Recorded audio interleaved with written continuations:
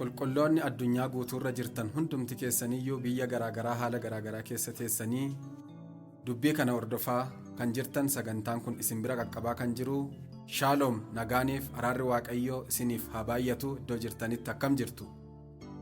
Arras fedhaaf jaalala waaqayyoo taanaan akkuma yeroo darbee sagalee waaqayyoo waliin barachuu waliin ilaaluu jalqabne arras fedhaaf jaalala gooftaa taanaan kunoo deebinee dhufnee jirra. Waaqayyo nu gargaara sagalee waaqayyoo keessaa sagalee yeroo gabaabaa fudhannee walii wajjin ilaallu walii wajjin barannu qabna. Waaqayyo inni haala kana nu mijeesse inni karaa hundumaa dubbii isaa dhaloota biraan ga'uu jaallate ulfina guutuu teessoo isaa irratti haa fudhatu. Kana jedhee iddoon nuti arra itti argamnee jirru bulchiinsa magaalaa Naqamtee keessatti istuudiyoo dhageettii jedhamutti argamnee jirra. Dhageettii istuudiyoon magaalaa Naqamtee naannoo marfata lammaffaa hospitaala abbaa seenaa dudduubatti argama. Faarfannaa oodiyoo yookiin sagaleedhaan akkasumas viidiyoodhaan waraabanii faarfannaa miidhagaa amala gaariidhaan sinsimatanii yeroo isinii kennanii kabajaan sinsimatanii harka waaqayyoo eebbisee dibeen isin tajaajilu. Kanaaf namoonni faarfannaa keessan hojjechiifachuu barbaadan sagaleedhaanis ta'e viidiyoodhaan isaan qunnamuu dandeessu. Kunoo lakkoofsi bilbilaa isin ittiin argachuu dandeessanillee asirratti taa'ee jira. Kanaaf kanaan qunnamtanii isaan dubbisuu dandeessu jechuudha. Waaqayyo isin haa eebbisu. Baay'ee akka isin itti gammaddan akka isin itti istuudiyoo sanatti eebbifamtan istuudiyoo sanatti gammaddan simannaa isaaniif hojii isaaniitti abdii guddaan qabachuudha. Kanaaf isaan qunnamaa isaan argadhaa isiniin jechuun jaalladha. Carraa kanaanii waaqayyo isin haa eebbisu. Kallattiidhumaanii gara dubbii waaqayyoo barachuutti walii wajjin utuun darbiin dura gabaabaatti gooftaa galateeffannee akka inni dubbii isaa nutti dubbatuuf waaqayyoon kadhanneeti sagantaa keenyatti fufna. Dubbii waaqayyoo dhaga'utti fufna. Iddoo jirtanitti waaqayyoon kadhanna.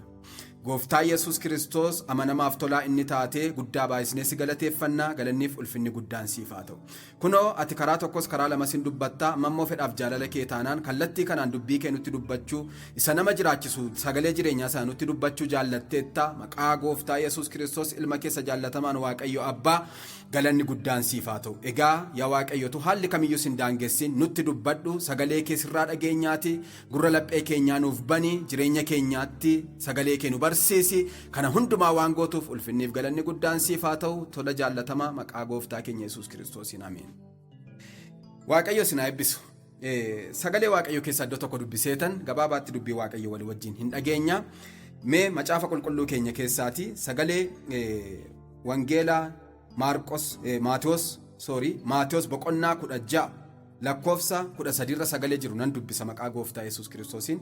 Wangeela keenya keessaa Wangeela Maatiyos boqonnaa 16 lakkoofsa 13 irra sagalee jiru akkas jedha maqaa gooftaatti.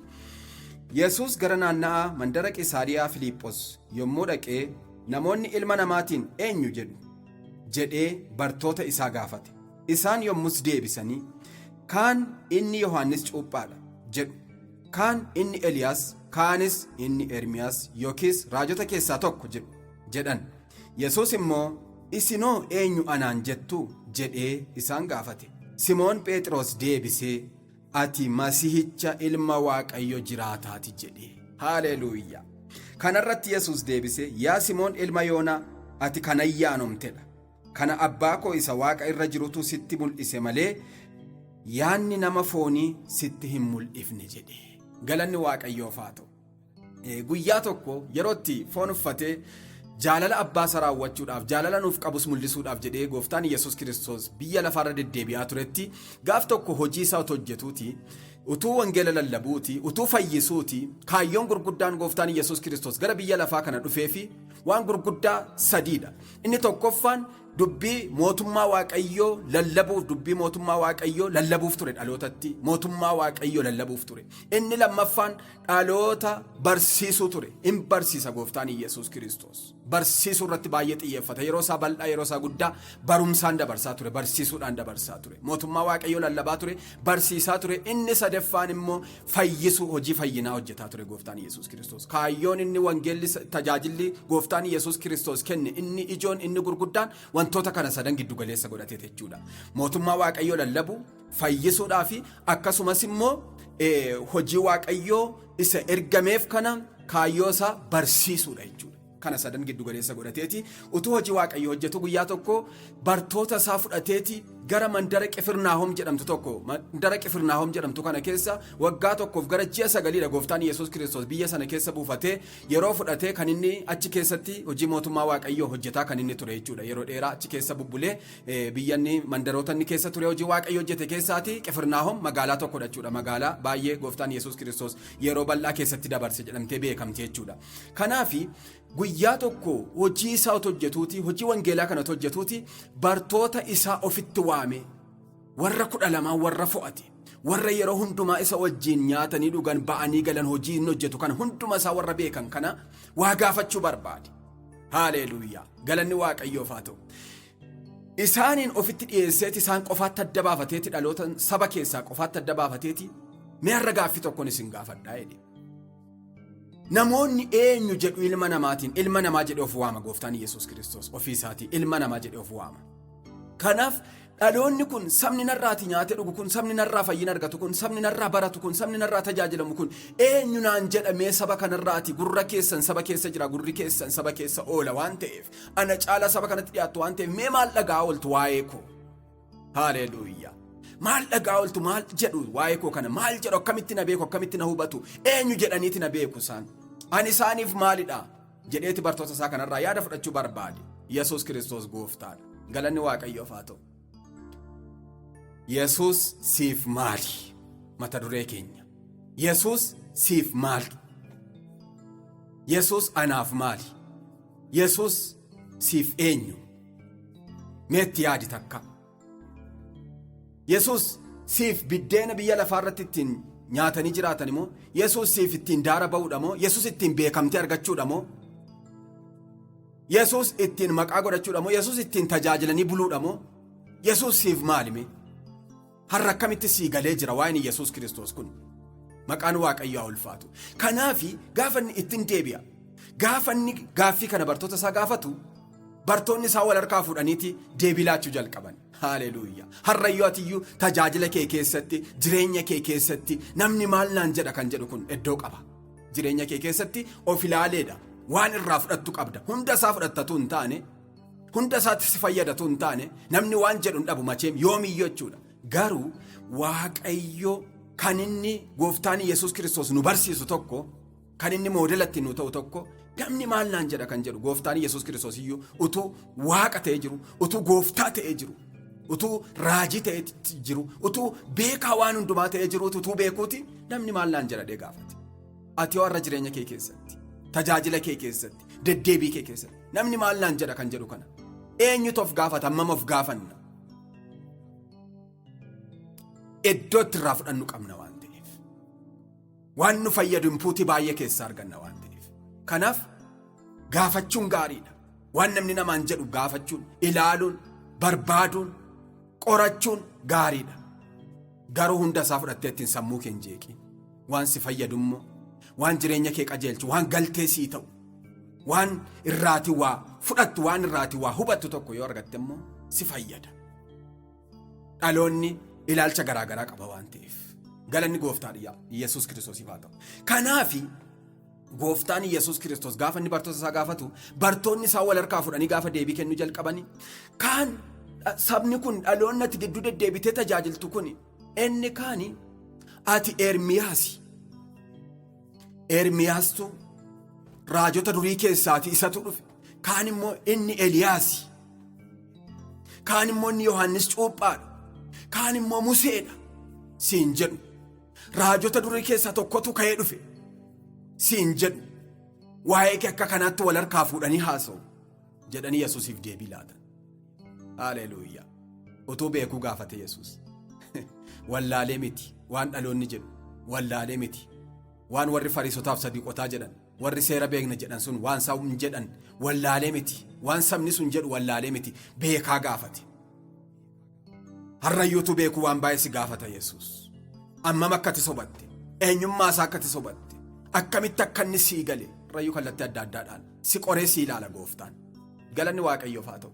Haa ta'u erga isaan waa'ee namootaa kan namoonni jedhan kana itti himanii booddee gara pooyintii barbaadu tokkotti dhufe Yesus Kiristoos. Haleluuyaa! Haa ta'u gaa sabni kun akkas naanaa jedhu, mee isinoo bartoota isaatiin warra 12 warra fo'ate kana warra yeroo hundumaa isa duukaa ba'anii galan kana, warra diteeyil gad fageenyaan waa'ee Yesuus beeku jedhaman kana, isaaniin immoo isinoo maal naan jettu, eenyu naan jettu? Isinumti warri natti maxxantanii jiraattan kun, isinumti warri anaaf jettanii waan hundumaa dhiistan kun, isinoo eenyu anaan jettu jedhee gaafanni isaan gaafatu. Utuu warra kaanti deebisuu jalqabe ta'eeti waan baay'ee jedhanii waan baay'ee ta'uu danda'u. Garuu isaan keessaa Phexros tokko hangafa warra ergamootaati yookiin walitti qabaa isaaniiti, dura bu'aa bartootaati. Yeroo baay'ees immoo amala isaa keessaati amala jarjaruu qaba, xiqqoon ariifata, amala ariifachuu qaba. Kanaaf waan fedheef haa ta'u Waaqayyo isa gargaare, yaa gooftaa jedhe dursee, ati jedhe. Haaleluuyaa. Sagalee kanan dubbisa, baxaam sagalee dinqiidha.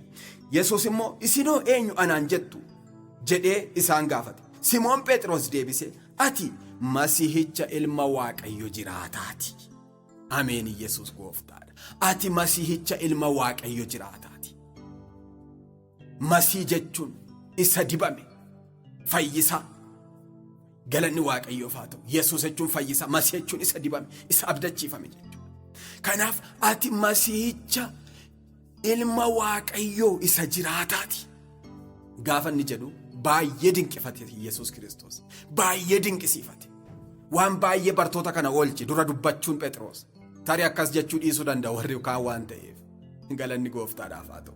Kanaaf ati Masiihicha ilma Waaqayyoo isa jiraataati gaafa inni jedhu. Akkas jedhe Yesuus immoo lakkoofsa 17 irraa dhaqeen isinii dubbisa.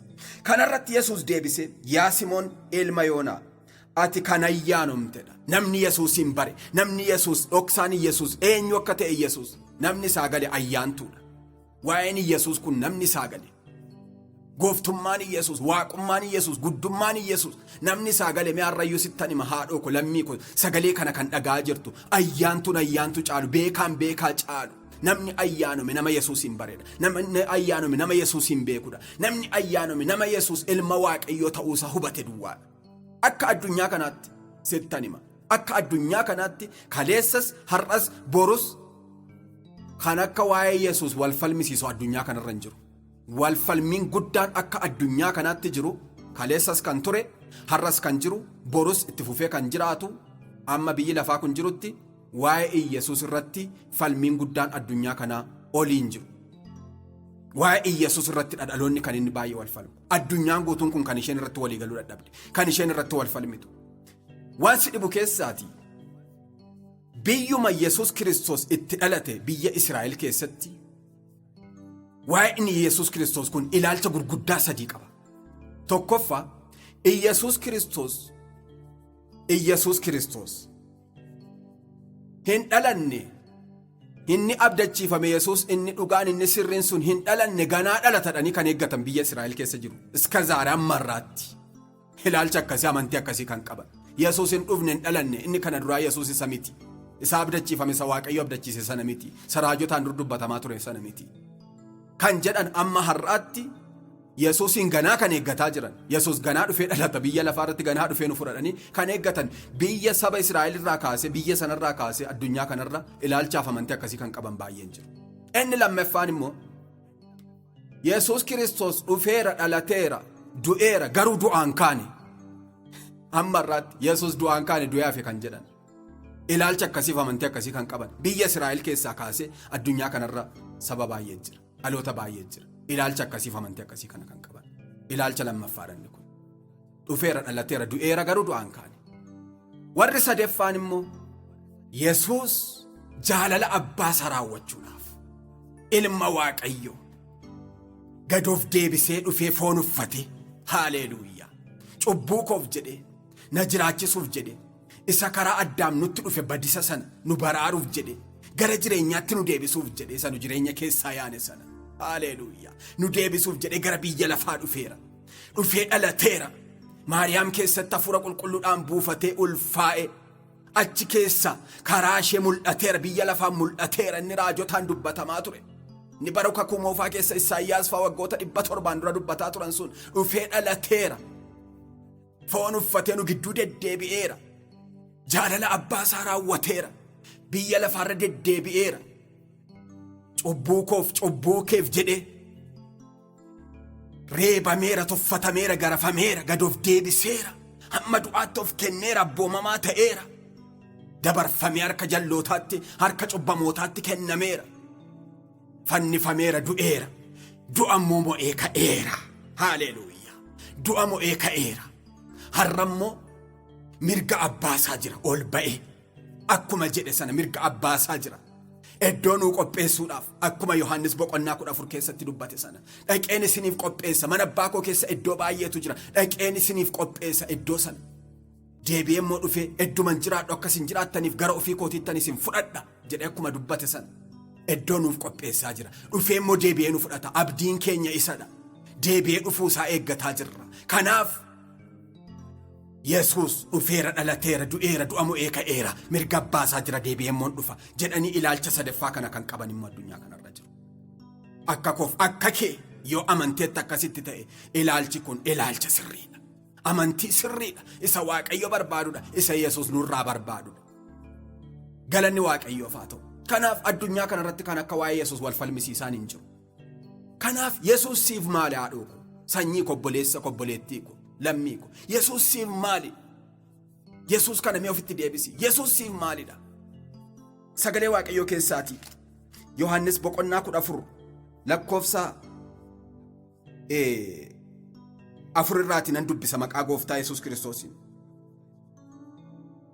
Lakkoofsa 6 irraa akkas jedha. 14:6 Yohaannis. Yesus deebisee karichi, dhugaan, jireenyis ana. Anaan yoo ta'e malee eenyu iyyuu gara abbaa hin dhufu jedhe. Galanni Waaqayyoof haa ta'u. Kunoo isa kana Yesus. Yesus deebisee warra isa gaafataniif, Toomaas faaf deebisee, bartoota isaaf deebiseeti gaafa du'aa ka'e. Karichi, dhugaan, jireenyi ana. Anaan yoo ta'e malee eenyuyyuu gara abbaa hin dhufu. Ani gara abbaan deema, iddoon qopheessa waan ta'eef. Gara abbaa dhufuun karaan ittiin danda'amu anaani. Anatti amanuudhaan, anatti amana, abbaa koottis amana. Kanaaf Yesus karaadha, Yesus dhugaadha, Yesus jireenya. Jireenya isa kam? Jireenya isa baraa baraa. Asittis ittiin jiraachuu hin danda'ama. Inni caalu garuu jireenya isa baraa baraati. Yesuusin kan amannuuf, Yesuusin kan abdannuuf isa baraa baraafi. Isa daangaa hin qabneef malee ishee lafarraa kanaaf miti. Isa lafarraa kana eenyuyyuu jiraatee darbuu hin danda'a. Eenyuyyuu akka fedhetti jiraatee darbuu hin danda'a. Garuu Yesus kun jireenya. Jireenya isa dhuma hin qabne. Yesus kun abdii amantootaati. Yesus kun karaa tokkitti gara abbaa geessudha. Karaa tokkitti gara jannataa geessudha. Galanni Waaqayyoof haa ta'u. Maqaan Waaqayyoo haa ulfaatu. Har'a waa tokkoon sitti maadhoo. Barri nuti keessa jirru kun bara baay'ee ulfaataaf sodaachisaa. Bara baay'ee yaaddessaa. Dhaloonni baay'een waa'ee Yesuusiif burjaaja'e, sammuunsaa walxaxee, akkaataan itti Yesuusin hubate silumayyuu baay'ee waan walxaxaa ta'eef, haalota garaagaraan, faayidaa garaagaraan, dhimma garaagaraadhaaf Yesuusin amane waan ta'eef, isa barbaadu akka barbaadutti argachuu waan dhabeef, yeroo itti dhaloonni baay'een Yesuusin lafa kaa'ee Yesuus irraa galagalaa jiru. Yeroo itti waa'ee Yesuus kun namootaaf haasaa ta'aa jiru. Waaqayyo nu haa gargaaru. Haaleluuyaa. Yeroo itti Yesuus kun xaba namaaf ta'e, yeroo itti waa'ee Yesuus kun qaldii ta'e, never sirri miti, akkas miti. Utuu siluma waa'ee Yesuus kun sirrii nu galeera ta'e, jireenyaaf nu galeera ta'e, karaa tokkicha ta'uunsaa nu galeera ta'e, dhugaa ta'uunsaa nu galeera ta'eeti, toles bades Yesuus irraa hin cinnu. Eenyutu Yesuusitti adda nu baasa? Miti Roomee boqonnaa 8 lakkoofsa 35-36 keessa dhaxxanii yoo dubbifattan.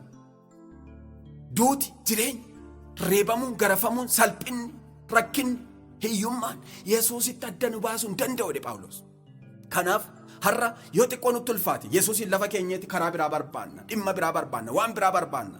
No, Yesuus jireenya. Yoo duunes yoo jiraannes isaaf. Duunus jiraannus akeeka gooftichaa fedhe Phaawulos. Kanaaf yoo nu jiraachises, yoo nu ajjeeses jireenya caalutti dabarra, riqicha ittiin ceenuudha waan ta'eef Yesuus kana akkasitti siin galle taanaan ammayyuu dhaabattee of ilaaluu qabda. Yesuus kun siif maali? Dhaabattee of ilaaluu qabda. Yesuus kun ittiin waan daldalanii bu'aa ittiin argatan miti. Yesuus kun waan ittiin barumsa duwwaatti milkaa'an miti. Yesuus kun ittiin waan hojii hojjetan duwwaa miti, hojiitti milkaa'an duwwaa miti. No, Yesuus kun jireenya. Isa kanaaf siin ta'u miti, sii ta'a, fayyina sii ta'a, nagaa sii ta'a, eebba sii ta'a, milkaa'ina sii ta'a. This is minor. Kun baay'ee wantoota xixiqqoodha. Minor nagarochi naachoo. Wantoota muraasa kun wantoota xixiqqoodha. Anastanya nagarochi. wantoota xiqqaaqaniidha wanta xiqqaadha. Garuu Yesus Kiristoos isa caalu jireenya nuu ta'eera. Dhiiga isaa nuu dhangalaaseera. Dhiiga isaa nu bitateera. Nu mallatteeffateera. Sagalee isaa kanaan nuuf ibseera waa'ee mootummaa Waaqayyo sirriitti. Kanaaf Yesus Kiristoos karaa dhugaa jireenya ta'uu isaa kun ammayyuu nuun galle taana. Haalota irra dhaabanne nama laallee, raajii laallee, paasterii laallee addunyaa kanarraa eenyuyyuu galagaggaluu danda'a. Eenyuyyuu raajiin ati guddaadhattu waa'ee Yesus kana lafa kaayee kan biraa fudhatee ka'uu danda'a. Dalga jallisuu danda'a. Paasteriin guddaan faarfataa guddaadhati jettu. Namni guddaadha abbaa amantiidhati jettu. Waa'ee Yesus kana asiifachi mooquu galagaggalchuu yaaluu danda'a. Garuu Yesus Kiristoos barumsaan miti kan sii galu. Digirii maastersi dooktarii PhD saayintistii taateen miti. Hafuuruma Waaqayyootu jireenyaaf yoo si qopheesse takkaadhuma sii gala. Akka inni sii galuuf immoo hafuura Waaqayyoo dabaltee kadhachuudhaan inni kennaadhas. Waaqayyoof galannaa ta'u. Kanaaf Yesus Kiristoos jireenya akka ta'e, Yesus Kiristoos karaa akka ta'e, Yesus Kiristoos dhugaa akka ta'e irra deebinee dhaabannee ammayyuu itti yaannu taanaan wantoonni dhufanii addunyaa kana raasaa jiran, wantoonni dhaloota baay'ee raasaa jiran, olii gadi oofaa jiran, akka bishaan gabateerra olii gadi asiifachi yaasaa jiran kun yerootti nutti dhufaa jiranidha. Waan baay'ee nutti dhufaa jira. Boleessa koo obboleettii koo. Dhaabadhuuti ammayyuutti yaadi waa'ee Yesus Kiristoos. Yesus kun siif maal akka ta'e. Isa dhaloonni jedhu moo Yesuusin addatti akkatti sii galee qaba. Akkatti hubatte qabda, akkatti amanatte qabda. Obboleessa yoo jette obboleessa Yesuusiif. Haadha yoo jette haadha siif. Abbaadha yoo jette abbaadha siif. Waanumatti godhatte sii ta'a Yesus. Jireenya sii ta'a. Isa caalummoo kan inni ofiisaa of ibse. Ani karaadha, dhugaadha, jireenya. Kan kana caalu maaltu jira? Kan kanarraan alaa karaa miti, dhugaa miti, jireenya miti jechuudha. Finished. Dhumaadha. Yesus Kiristoos gooftaadha. Galanni isaaf haa ta'u. Kanaaf har'a dhaabannee itti yaannu. Bara dheeraa Yesus duukaa lakkoofsisuu miti kan inni itti nu galuu danda'u. Waggaa dheeraa tajaajiluu miti. Yeroo dheeraa raajuu miti. Lallabuu faarfachuu miti. No. Silaaree maaliif wanti baay'een ta'a? Har'a waan baay'ee argaa dhaga'aa jirra. Umurii dheeraa mana Waaqayyoo keessa lakkoofsisuudhaan miti. Iddoo aarsaarra yeroo dheeraa dhaabachuudhaan namaa gala miti waa'ee Yesus. Arrayyuu dhaloota baay'eetti. Gaaffii uumaa jira waa'een Yesus Kiristoos. Gaaffii sitti nuumin Yesus karaadha, dhugaadha, jireenya. Isa kanan sitti lallaba. Isaan malee gara abbaa dhaquu hin dandeessu. Isaan malee jireenya baraabaraatti galuu hin dandeessu. Isa lafarraa si jiraachisa. Isa waaqarraa immoo barabaraan of bira si jiraachisa Yesus. Hunduma isaattiyyuu Yesus siif jireenya. Yesusin amanadhu. Yesus siif abbaadha. Yesusin cimsii qabadhu. Innuu cimsee si qabaati. Murteeffadhu.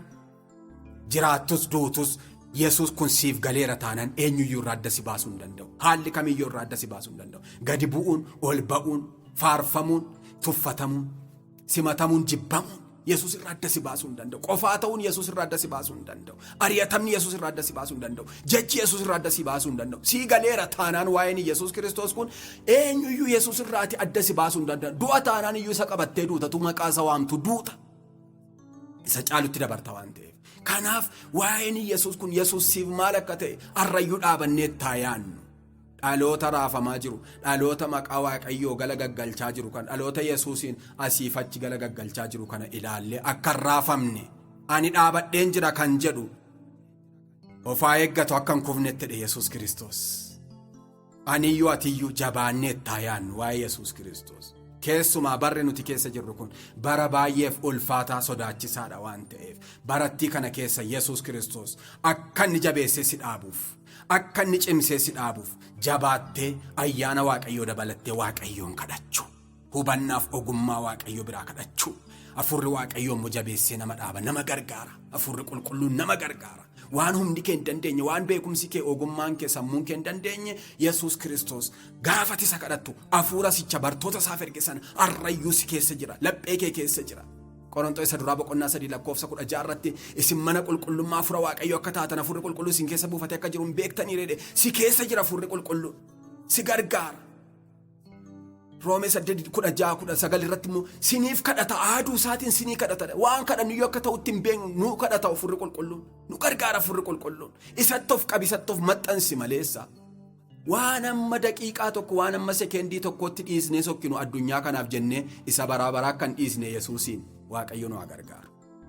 Waan sekendii tokkotti dhiisnee sokkinuuf jennee Yesuusiin gantee kaate galgala gantee bulteennaan ganama biyya lafaa kanarraa godaanuu dandeessa baay'ee hin beekamu. Kanaaf Waaqayyo cimsee si haa dhaabu, Waaqayyo cimsee si haa gargaaru, Waaqayyo cimsee nu haa gargaaru. Faayidaaf jennee Yesuusiin hin gannu. Haalaan jennee beekamtiif jennee beekumsaaf jennee wanta dhufee darbuuf jennee waan daqiiqaa tokkotti nu harkaa bu'uuf jennee Yesuusiin hin gannu. Waaqayyo nu haa gargaaru. Furri Waaqayyo nu haa gargaaru. Kanaaf Yesuus siif maali? Dhaabadhu itti yaadi. Kadhadhu. Jabeessi. Cimsi. Naman ilaaliin. Tajaajilaan ilaaliin. Eenyuun hin ilaaliin. Yesuus sirriidha. Yesuus karaadha. Yesuus dhugaadha. Yesuus jireenya. Waaqayyo si haa eebbisu. Gooftaan nu haa eebbisu. Asumarratti dubbii isaa sanutti dubbate Gooftaa gabaabaatti galateeffannaa eebbifama. Gooftaa maqaan kee haa ulfaatu. Dubbii sagalee kee yeroo kanatti nuuf ergiteef galanni siif haa ta'u. Kunoo yaa Waaqayyo Gooftaa bara ulfaattuu kana keessa bara sodaachisaa bara raafamaa bara haalonni adda addaa qilleensa adda addaa ka'ee jiru kana keessa yaa Waaqayyo Gooftaa eenyummaa kee barree gooftummaa kee barree guddummaa kee barree ilma Waaqayyo ta'uu kee barree jaalala kee barree yaa Gooftaa ko sitti qabamnee jiraannee baricha mo'achuu akka dandeenyu baricha bituu akka dandeenyu baricha akka nu hin binneef ayyaana kee nu baay'isi nu gargaare Hafuura Qulqullu. Dhaloota kana saba kana sagalee kana kan dhagaa jiran biyya garaagaraa iddoo garaagaraa haala garaagaraa keessa ta'anii sagalee kana kan dhagaa jiran hundumaaf ayyaanni kee baay'atu hubannaaf ogummaan dubbii keetii yaa Waaqayyo Gooftaa ammayyuu dabalee nuuf haa galu si duwwaa moodela godhannee si duwwaa fakkeenya godhannee si duwwaa ilaallee yaa Waaqayyo Gooftaa ija keenya sirra godhannee si duukaa deemne deemsa keenya dorgommee keenya xumurachuu akka dandeenyuuf nu gargaari. Waan kana hundumaa gootuuf galanni siif haa ta'u jaallatamaaf qulqulluu dhala kee tokkicha maqaa Gooftaa keenya Yesuus Kiristoosiif jettee yaa Abbaa ameen. Eebbifamaa. Shaaloom. Gooftaan sinaa eebbisu sagantaa biraan walitti deebinaa eebbifamaa jiraadha.